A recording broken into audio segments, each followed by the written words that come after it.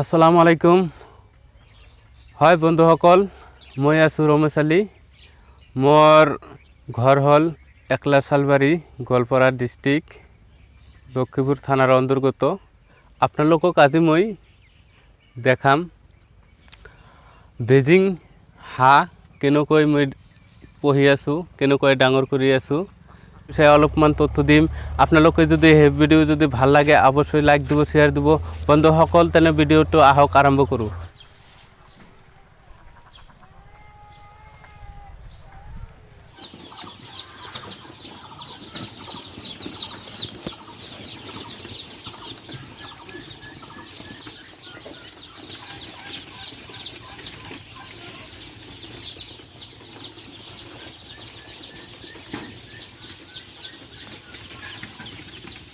বন্ধুসকল, এইফালে যেটো হাঁহ দেখা পাই আছে সেইটো হ'ল বেজিং জাতৰ হাঁহ। সেইটো এটা হাঁহ 3 পৰা 3.5 কেজিমান ওজন হয়।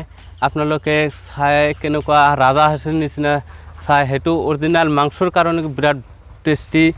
মাংসৰ কাৰণে পঢ়িলে সেইবিলাক হাঁহ বিৰাট ভাল লাগে আৰু কি, মাংস টেষ্টি। আপোনালোকে 3 মাহ 3.5 মাহতে আপোনালোকে হাঁহগুলা বিৰাট উপযুক্ত হয়ে যায় মাংসৰ কাৰণে। সেইবিলাক হাঁহ বিৰাট কণী দিয়ে। আপোনালোকে বছৰত 200 পৰা 250টা লোকে কণী দিয়ে থাকে।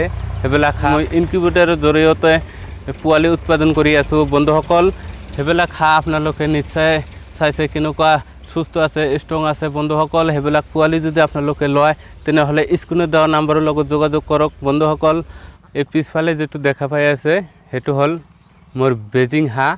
মোৰ ইয়াত নদীত যেটো বিল আছে, এই বিলতে ৰাখিছোঁ মই। ইয়াত ঘৰত খামাৰ আছে, এইটো এৰি দিয়া ৰাখোঁ। এতিয়া সম্পূৰ্ণ অৱস্থায় এৰি দিয়া ৰাখিছোঁ মই। দানা খৰচ খুবেই কম, দিনত এবাৰ দানা দিলে হয়। সেইটোৰ বয়স, হাঁহৰ বয়স হ'ল আজি আপোনাৰ 6.5 মাহমান হ'ল। 6.5 মাহে 5 মাসেৰ পৰা কণী ষ্টাৰ্ট কৰি আছে।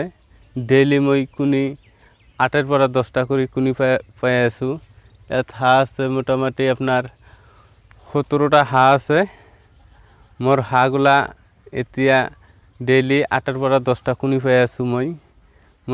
সেইবিলাক হাঁহগুলাক কণী বিক্ৰী কৰোঁ আৰু নিজৰ ইনকিউবেটাৰ আছে। ইনকিউবেটাৰৰ জৰিয়তে পোৱালি কটা উঠাই মই সপ্তাহত ডেইলি 100টা কৰি ইনকিউবেটাৰত দি আছোঁ। 100টাৰ পৰা 95% মই হেচিং কৰি পাই আছোঁ। আপোনালোকে এনেকুৱা যদি আপোনালোকৰ হাঁহ যদি কোনোবা লয়, কিবা যোগাযোগ কৰে, মোৰ স্ক্ৰীনত দিয়া নাম্বাৰো থাকিব।